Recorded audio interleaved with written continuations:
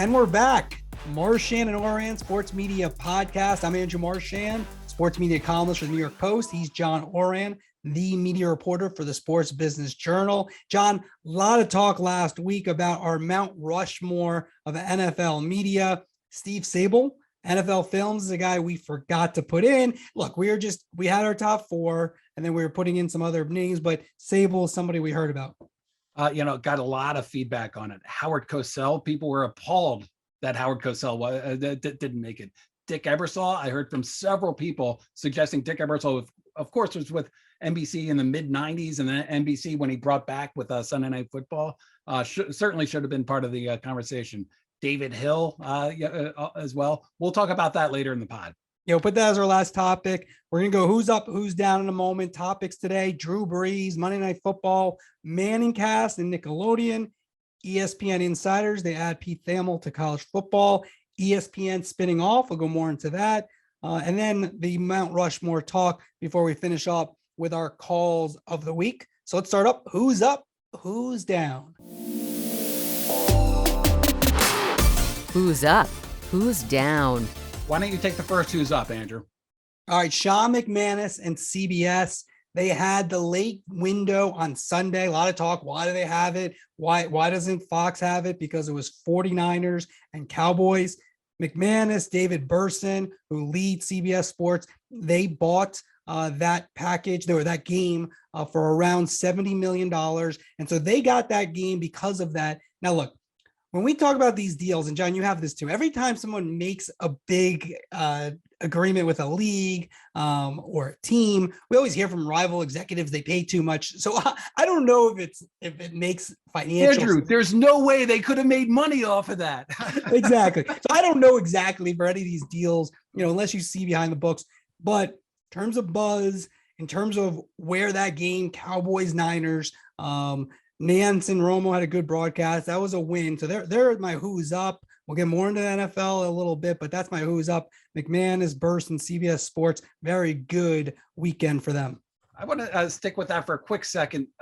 People that weren't surprised are people that subscribe to Sports Business Journal and the New York Post. I mean, we've written about this. Nobody at Fox outside of Troy Aikman, I think, was surprised about it. In fact, before we go on, can we run that clip by Troy? That game coming up, which is on CBS, which is the Dallas Cowboys hosting the San Francisco 49ers. We saw San Francisco with that overtime win in L.A. last weekend. That's going to be a good game. It's going to be a great game. A really good game. I think there's a lot of people that like to be calling that game, but should be a lot of fun. That's something you generally don't hear on an NFL telecast. But nobody at CBS was surprised. Nobody at Fox was surprised. That's why NBC and CBS paid that money for those windows to go into a wild card playoff day. And I took the Aikman comments more as tongue in cheek and less so as, of course, a little bit disappointed. Aikman lives in Dallas, so it's easier for him travel wise. And that was the biggest game as opposed to that stinker that Buck and Aikman got with the Buccaneers just demolishing the Eagles. So, but I thought I'd get more tongue in cheek. I feel like Twitter went a little bit like, oh my God, I can't believe Aikman said that. I didn't take it that way, but it was something you could tell they talked about off the air. And then Aikman's like giving that little grin to Buck and said, all right, I'm going to say this on the air. That's what I took. He did. He had that gleam in his eye as he put it out. My who's up? Burke Magnus of ESPN. Andrew, the other day I got a call from a friend asking me what was going on with the Australian Open. Do you know how many times in my life I've gotten a call like that?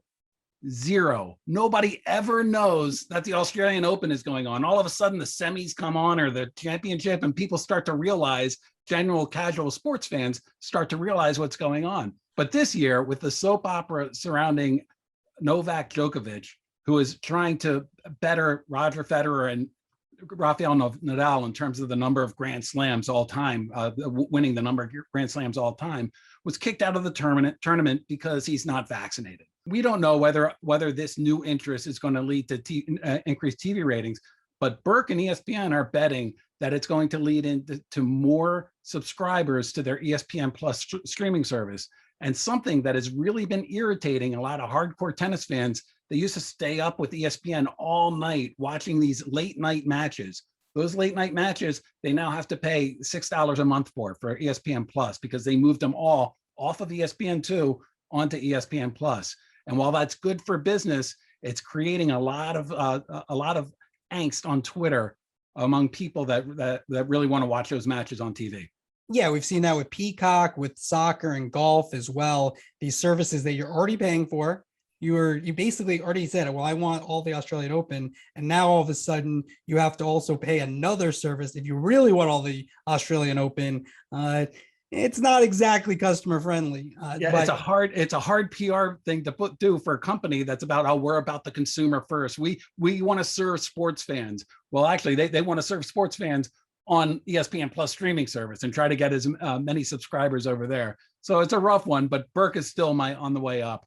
No, it's surprising you go for you love sports executives more than anybody. I mean, do you love them? We have to look at the Marchand and Ourand who's up statistics, and I think you may have gone sports executive every time.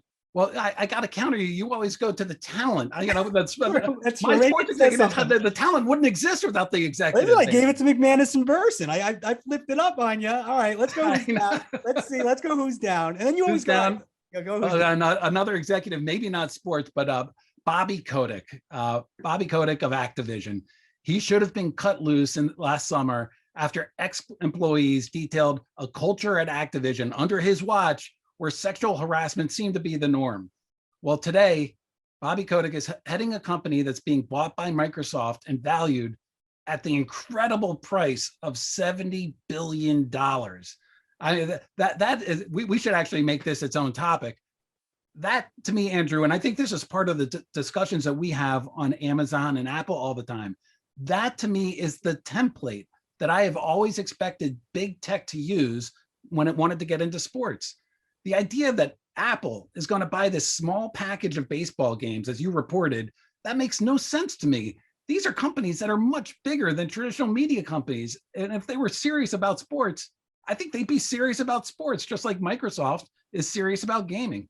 All right, let's put that. I'm going to make that a topic as well. Let's get a little further into that, because I do think there are some points about that, especially the idea that they don't necessarily have to just do everything at once. They don't have to hit a home run, but let's hold that thought. Okay. And we'll come back. We're going to add that to the topics. We'll put that before the Rushmore topic that we're going to revisit. So make that topic 6 if you're scoring at home. Or even if as Keith Orman said, even if you're alone. Okay.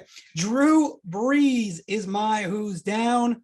Brees struggled immensely. NBC was disappointed in Brees in terms of his performance, and it's hard not to be because it was weird. I mean, he was just non-existent at times. Tirico had to be the point guard and the scorer in that broadcast, and it's weird because if Brees was coming out right now, he probably, if he had played this year, everyone would be like, you gotta get Drew Brees, you gotta get Drew Brees. And now there's a lot of just questions about Drew Brees and his future in terms of how good can he be. Now let me put this: he wasn't good, and I detailed it in my newsletter on Monday. But I also think there's always an overreaction too now, just because of like one game where it wasn't like so terrible. It wasn't good, but it wasn't so terrible. Just spotlight game, and I do think there's sometimes a little bit of overreaction, especially with social media.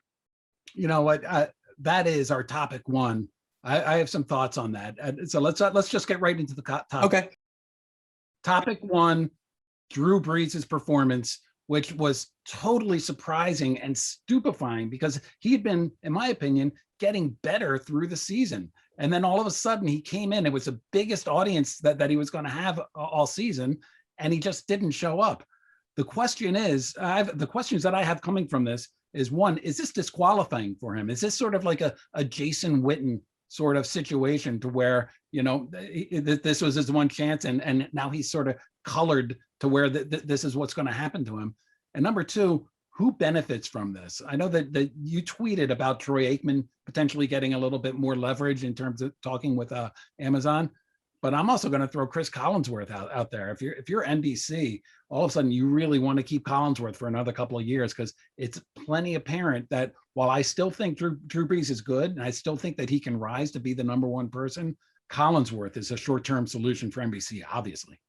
Yeah, I think NBC realized this. I wrote about a month or so ago that they're extending Collinsworth. He's getting around 12 to 13 million dollars per year. So they kind of have said now Collinsworth's going to be in that role. But there's no doubt when they signed Brees, now they weren't definitely giving Brees Sunday night games, but that's kind of the idea. That's what NBC does. They did it with Tirico for Costas on the Olympics and Al Michaels on play-by-play on Sunday night. Brees was brought in, do studio, and then there's going to be the chance to do Super Bowls and do Sunday night. I don't think one game just ruins you, but I do think you talked about Amazon. There is some thought that Aikman could split the games with Brees, or they kind of slice those up somewhat and work with Al Michaels. I don't know. I don't think Amazon can. First of all, I'd heard rumblings before Amazon was a little bit hesitant about doing that. Number one. Number two, now if you're Amazon, you got this big package. Do you really want to bring in Drew Brees at this point where you're not going to get that Drew Brees buzz, as if he was coming off the field, you would. And I don't think Al Michaels wants that. And though I've had Michaels in the 90 percentile in terms of taking that Amazon role, the one thing is he's going to be picky about his analysts. Al Michaels, if you look at his history, has never not worked, almost never has not worked with top analysts. They tried the Dennis Miller thing, but beyond that, it's Madden, it's Cosell, it's those type of lineage. Mid to late 70s now, he's not working with someone who is not at a high level. At least I'd be surprised if he did. So that's another thing. So let me ask you a question.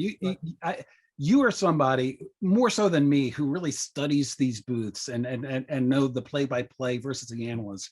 And you gave a shout out to Mike Tirico for sort of taking on both roles.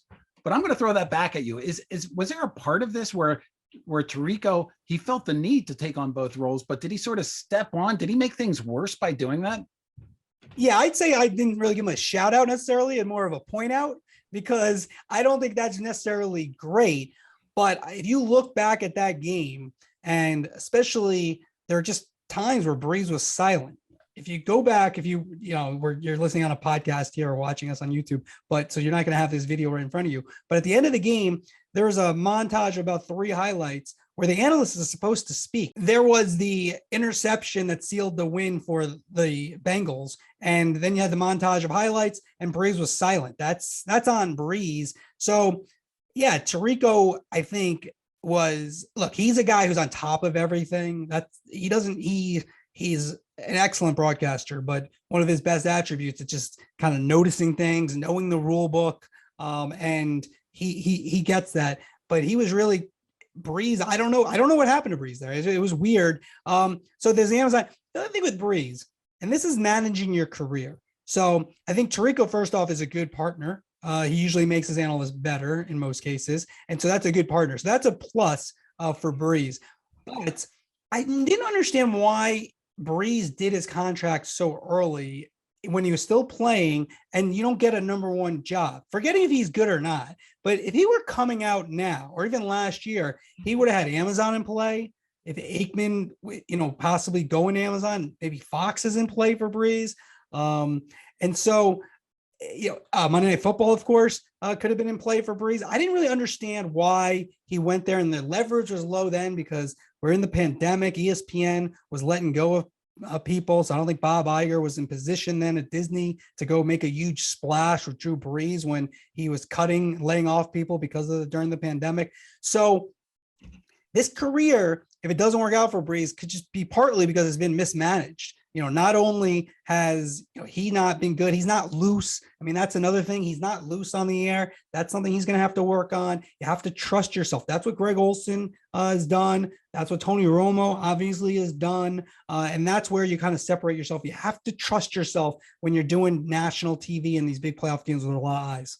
Yeah, it's, to me, it's also the curse of Tony Romo. I mean, we have almost never seen somebody come from the field to be number one in the booth and succeed. I mean, we spent a couple of podcasts extolling John Madden. Remember his first games? Nobody saw him. They went to probably 5% of the country, and he built himself up to that. We had Greg Olsen on our pod, the big get last week.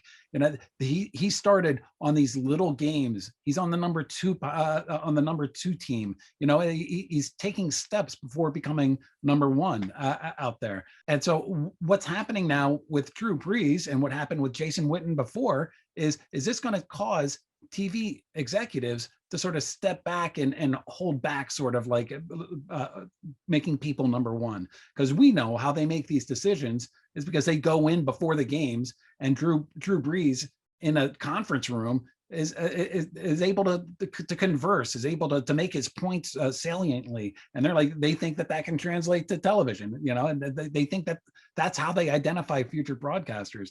Maybe they'll go a little bit slower now. Probably not, though. Probably not. And also, look, the people who are making the evaluations are so important that way. Fox has made a great evaluation with Greg Olson. Their team, Brad Zager and company were able, who's their executive producer, and the people around him were able to see Olson's potential and then allow him to grow. And you have to do that, All right, Andrew, let's wrap this up real quick. Buy, sell, or hold Drew Brees as a broadcaster? I will hold.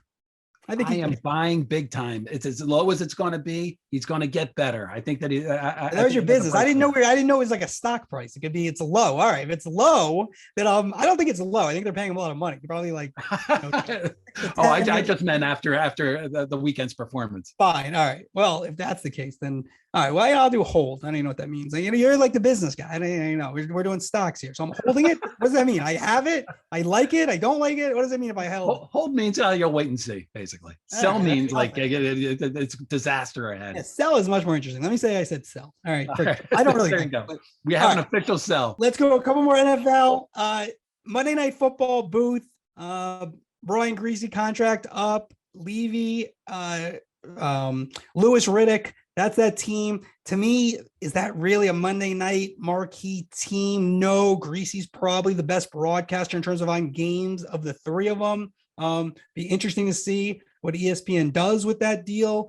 But you also had the MANNINGCAST, which helped them alleviate some of the pressure off of that crew, but still a lot of spots where not great to me.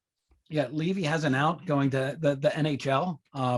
Look, part of the ESPN's deal is that they're going to have a bunch of high-profile games, many more high-profile games than they had before, because they're bringing ABC into play. So it's going to go into the broadcast network. ESPN, I would imagine, is getting some pressure from the NFL, to shore up its booth, as it has for what is it now, the past 10, 15 years, because there always seems to be some sort of turnover.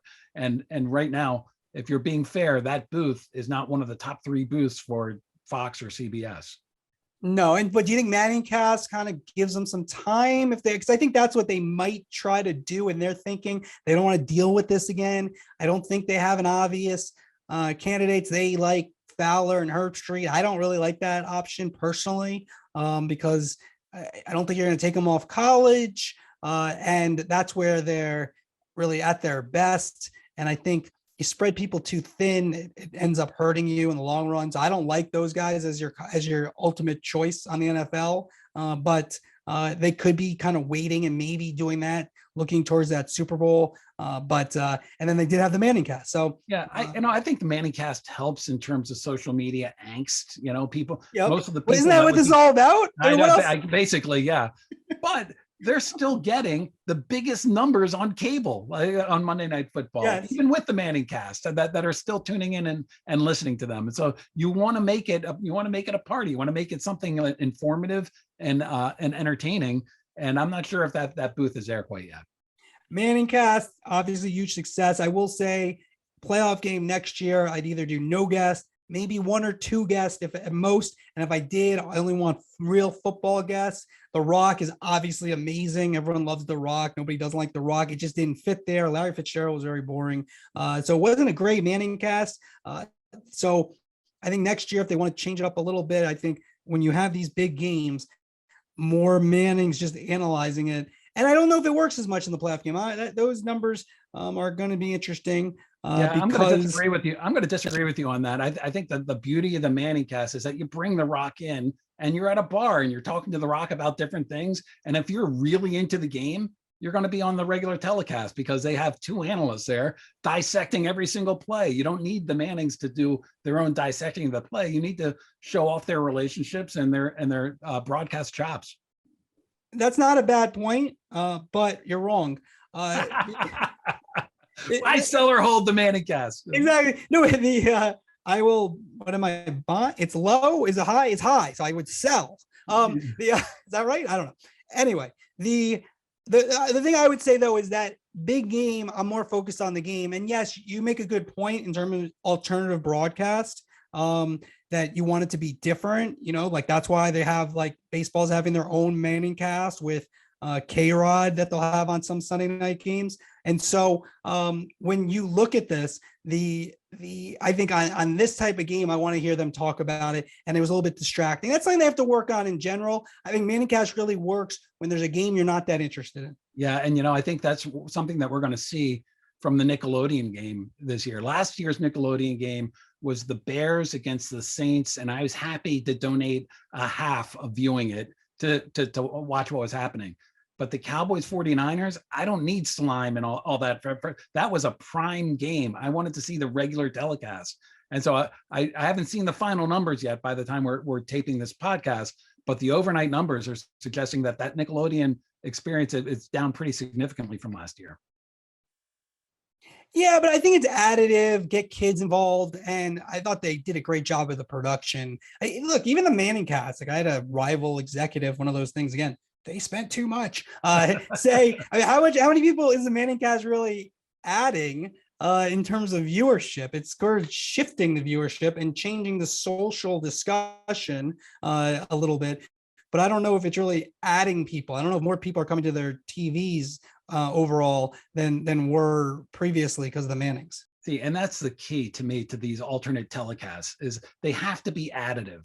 Nickelodeon, that's certainly additive. You're trying to, introduce your kids to the game, or you're trying to just sort of watch a game in a different way.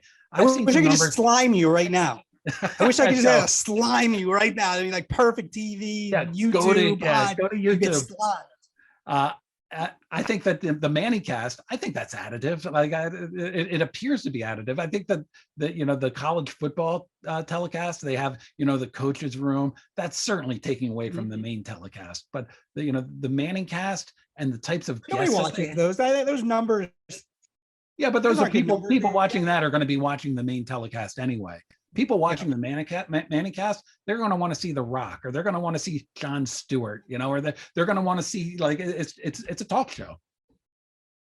Fair enough. All right. Anything else on Nickelodeon? Again, I thought that was really well done. They really nailed it every year. And the big thing about all these, and like you talk about like K-Rod, for example, with Sunday Night Baseball and their new MANNINGCAST for Sunday Night Baseball, is that it's the execution. Like the ideas are obviously important, but it's the execution. I thought, again, overall, Manning's execution very good.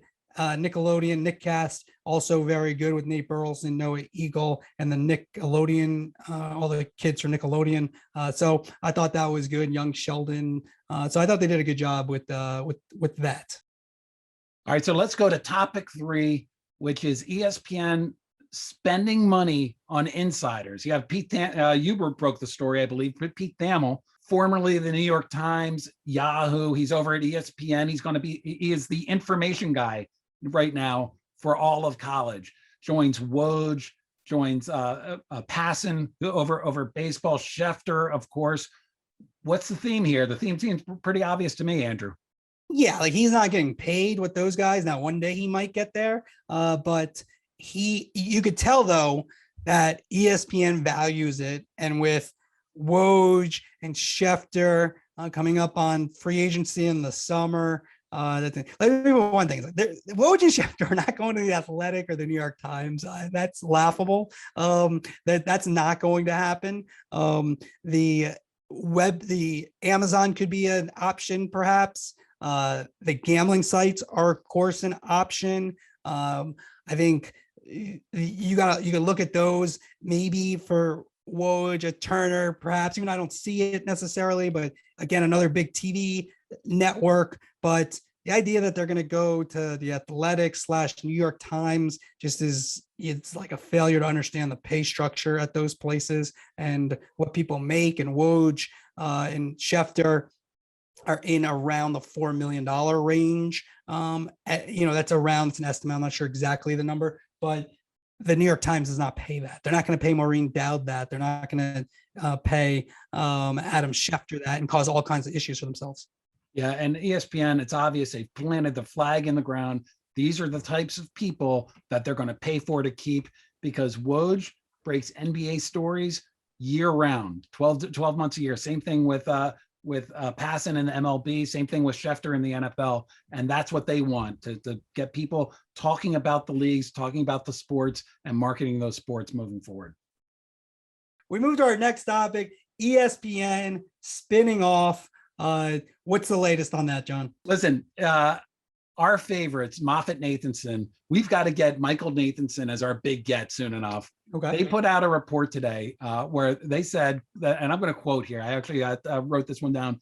If there weren't a COVID-19 pandemic, we think one of Bob Chapek's first big moves would have been to spin off ESPN.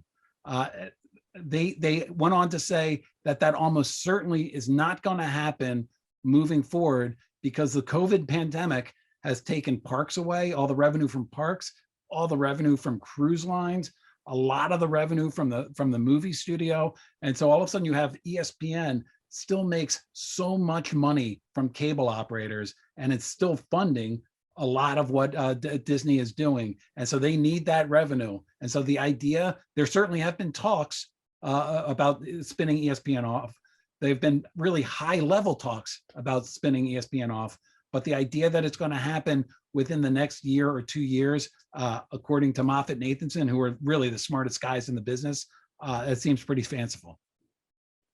Well, it comes down to they need the money, right? Disney needs that money that ESPN is spinning off still with the cable fees and all the money they make from advertising, and the burgeoning ESPN Plus, which doesn't probably make money because they're spending so much money on that. But I can see your point, but I do think that they're going to take a lot of calls. And the fact is, there is a pandemic. So what they would do without a pandemic doesn't really matter. It does show you where the business is going. But I guess you're basically saying, well, we have to get through this economically. And then this is more back in play, in your opinion. Yeah, the headlines are that cord cutting's happening, that streaming is taking over, but the linear networks, the cable networks at Disney, their free cash flow is the highest at Disney. So they need that cash, and nothing's going to happen in the near future. All right, let's move to our next topic, also with ESPN, college football. We kind of put a bow on college football ending. I will say this. Now, we're in the Northeast, so it's a little bit different, but I felt like there was really a lack of buzz for the BCS, for the semifinals, for the finals. Again, it's different in the South, obviously, SEC country, big deal. Ratings were down. Your take?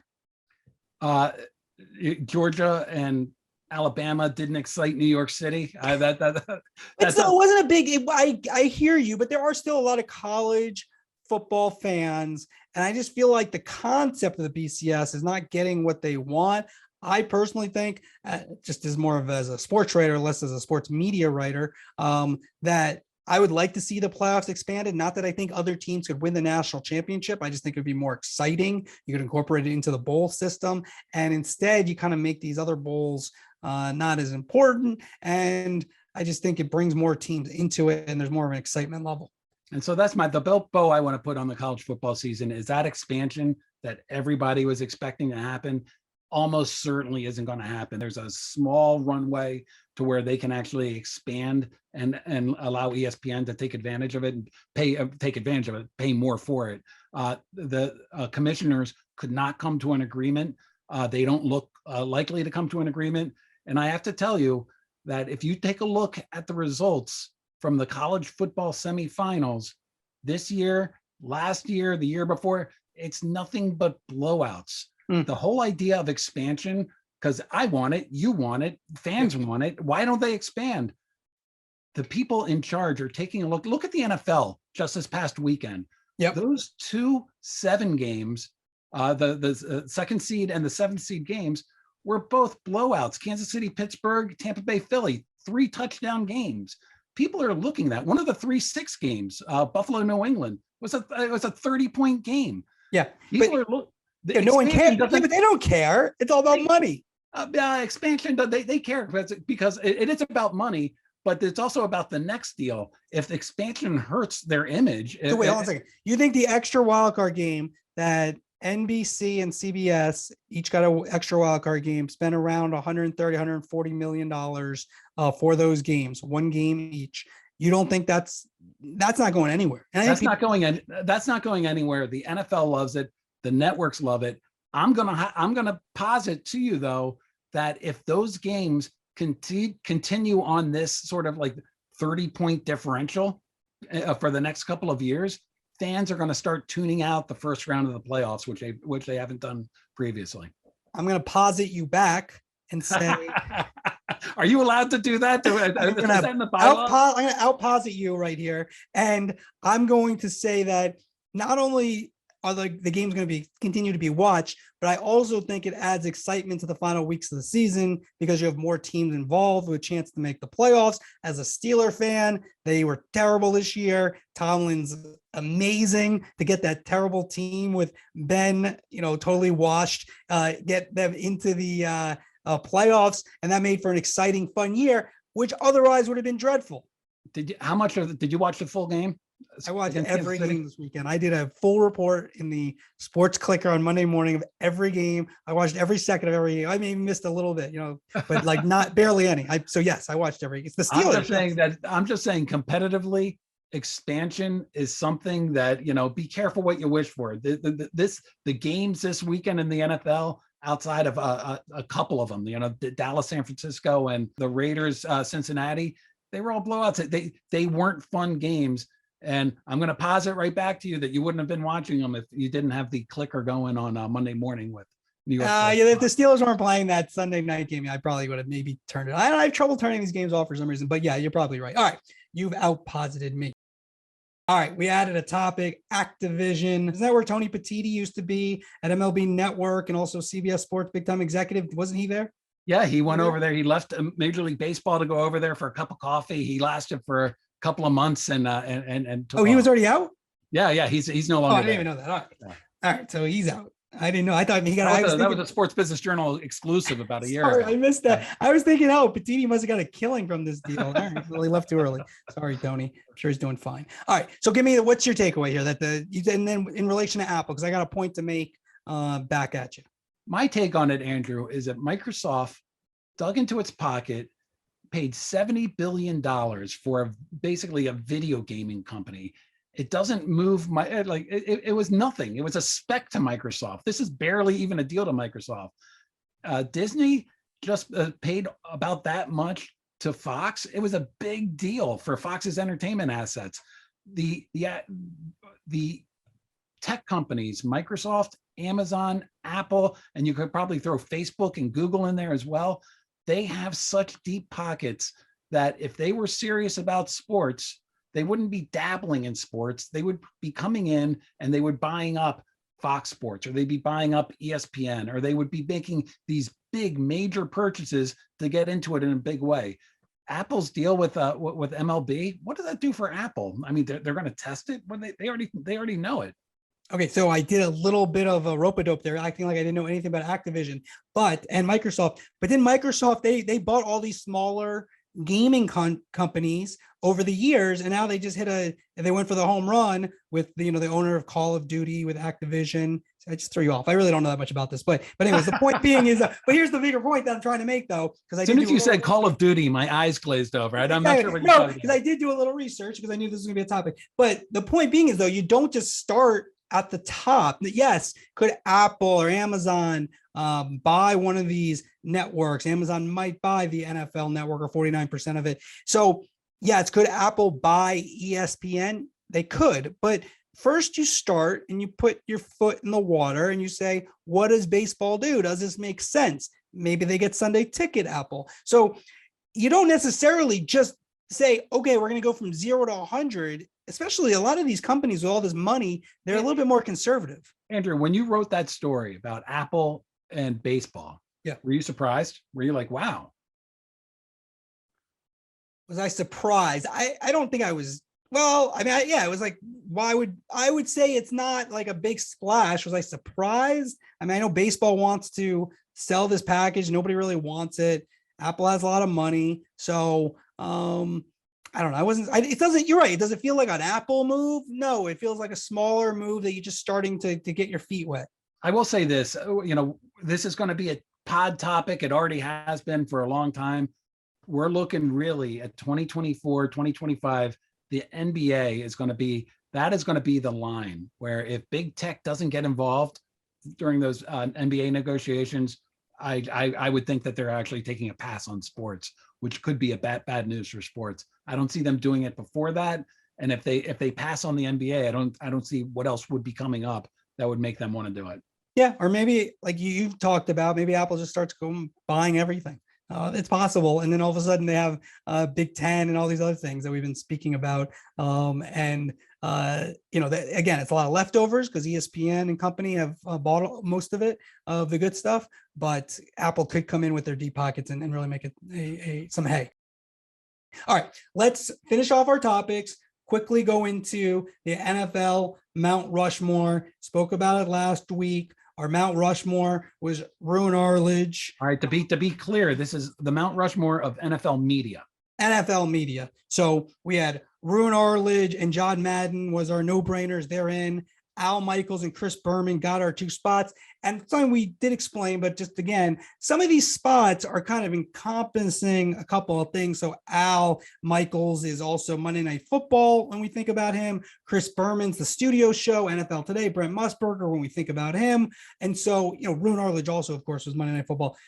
Steve Sable, big one. He could be on your Mount Rushmore, especially when you're putting Chase Carey in there. And I got a lot of my people, you got the business people. They're like, oh yeah, Chase Carey. My people are like, Chase Carey, are you kidding me? I got texts. Thank you, John, for mentioning Chase. I got who? No offense, Chase Carey. I got the distinctive mustache, amazing career, and everything John said is accurate. But anyway, there are a lot of people who wouldn't put him on their Mount Rushmore. You're again, Sports Business Journal, New York Post, difference here. The others, again, Ebersol, people point out, again, Ebersol, historic sports TV executive, but not really Sunday Football existed. They switched it. I don't know if that was even totally him. The NFL had to do that. I'll say one thing about Dick is that he brought in, he created Sunday Night Football as the number 1 show in prime time, which up until then, that had never, would that have? To me, that's more of a TV story than an NFL story. Like there's like a little nuance to this. Yeah, you could argue Rupert Murdoch and the people at Fox when they brought in, they just totally destroyed CBS in terms of the bidding back in the. That's where I got Chase Carey in there. So but that's more of a TV story to me than an NFL story. Now, yes, the NFL is powerful enough to make a network, but we're kind of saying the impact.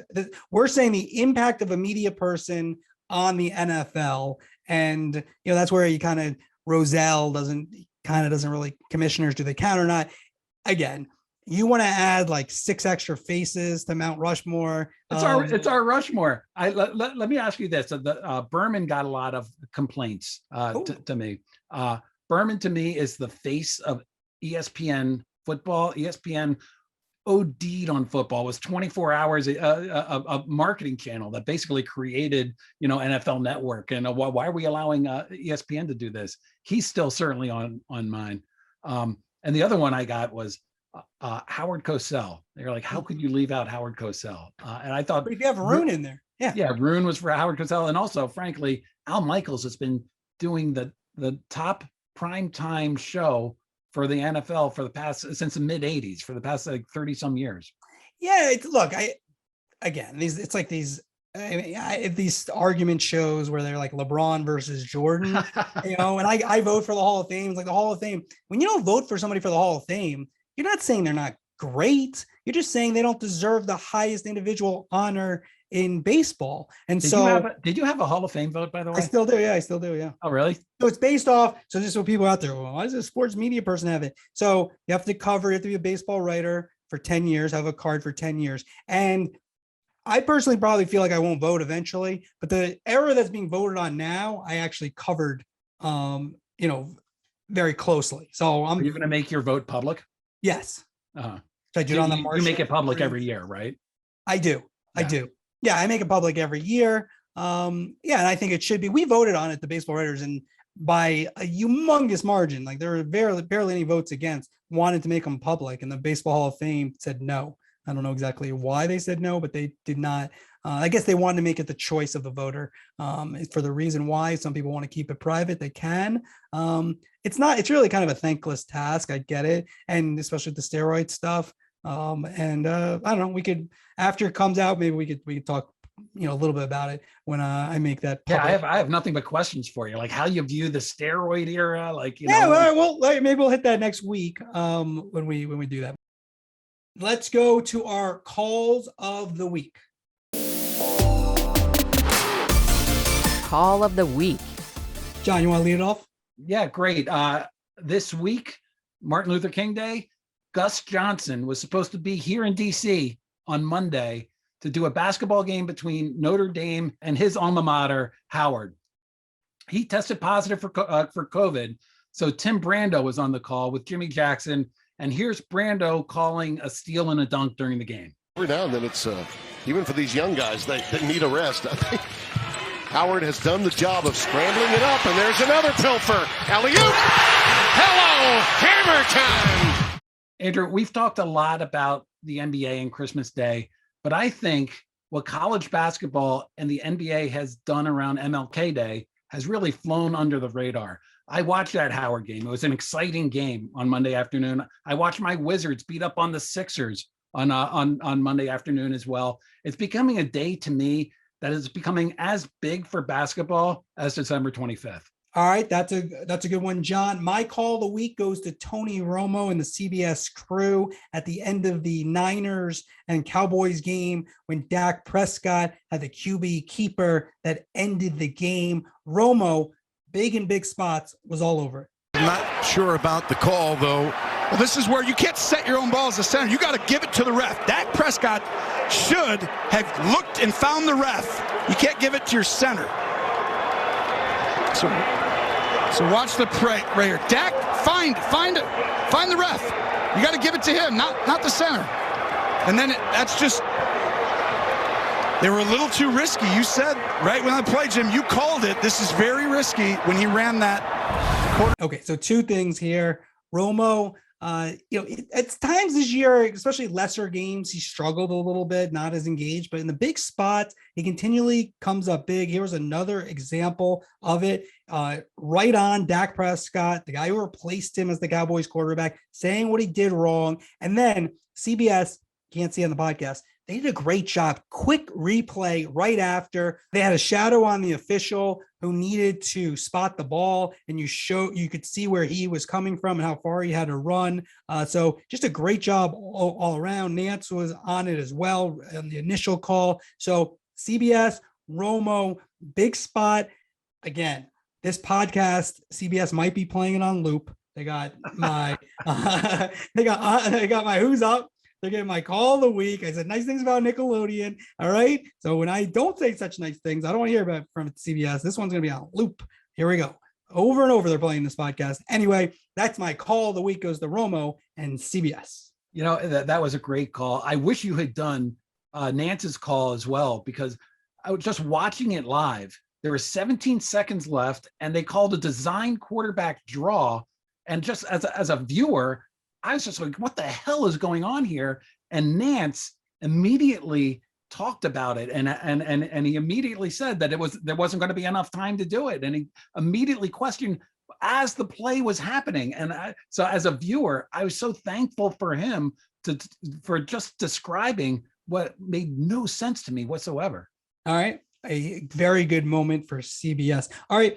You said that Moffitt and Nathanson, they're the smartest guys in the business. I would put you in that category as well, John Ourand. I would put you in there as well. No, I'm not there for sure. Definitely not me. All right. It's been a pleasure again. We thank you for listening. And next week, we hope that you listen again. Thanks a lot. Thanks.